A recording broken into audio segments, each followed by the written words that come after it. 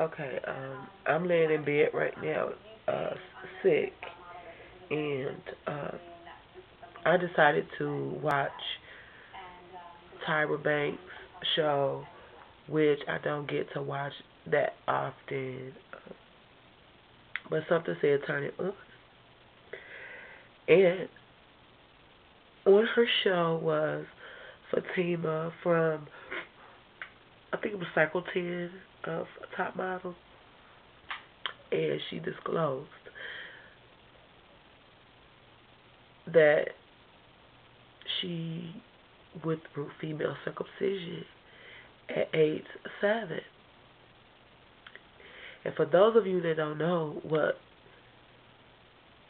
genitals is circumcision, just as if you would circumcise your son when he's born. In our native country, in our ancestral country of Africa, they practice, I wanted to say quote unquote ritual that is the main objective is to maintain a woman's virginity in their culture, in their country. So they either sew the vagina or actually cut the clitoris off. Now, when I saw that originally, when I saw Fatima at first, I was like, wow. It's because she really didn't talk about it in depth on the show.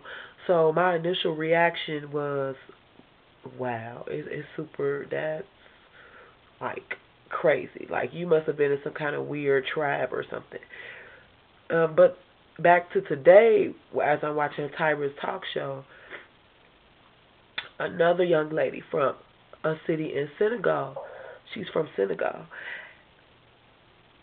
Her mother and her older sister basically forced her at age 13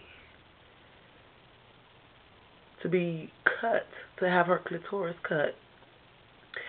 Now, she's married. She's 30 years old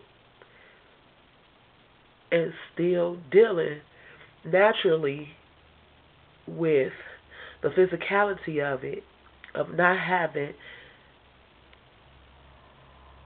an organ that most of us take for granted.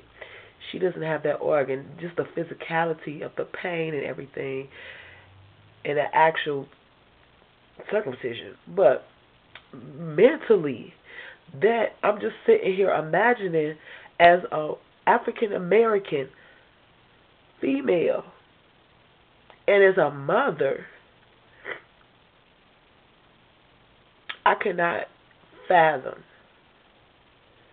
I couldn't fathom going through no shit like that. There is no possible way, and it brings tears to my eyes because this is our ancestral culture. Like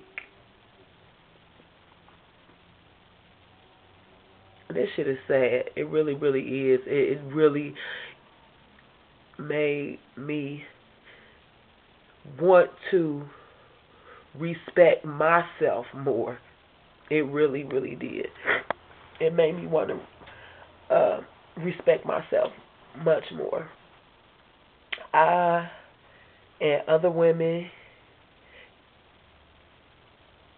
they need to be thankful, man. Be thankful that you're African American. Be thankful that you are a female with 2 arms and 2 legs, working body parts. Be thankful. This shit is super crazy. I mean, it infuriated me at first, like, what? That's sick. But then I thought about it a little bit more in depth. Like, this is our ancestral country. This is our ancestral culture. This is where we come from. This is what could have been many of our futures. These women, this lady here sitting on TV, I mean, she's sitting with her head down. You could just see the disparity. or her, you could just see it. You could just see the frustration. And she's lucky enough to have a husband who loves her regardless. But how many of those are like, how many of those type men are out there? How many women can learn to love themselves? I mean, it's just so, it was so touching. It was so scary. It was so frightening. And I just wanted to know if any of you guys ever heard of, you know, I don't even know what the proper terminology is. A lot of those people that committed that ritual, of course, they're in Africa. Medical supplies are different. Education, everything is on a lower scale. So nobody's certified to do anything. A lot of women, once I first heard Fatima talk about it, the first thing I started reading was, it was just like a lot of old midwives and some rusty ass knives. And I'm like,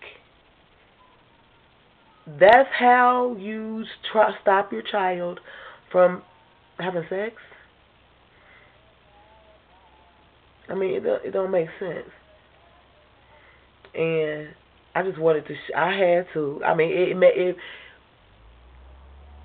I'm crying. I don't know this lady from a can of paint, but for some reason, just as a black African American mother, female, it just is so sad. And I just want to say that whoever's watching this and who's ever listening, men, please respect the women in your life. Respect that we have a lot of struggles. Please respect the women in your lives. Women, respect yourselves. Be thankful. Be grateful. Be courteous. Be worthy. Truly.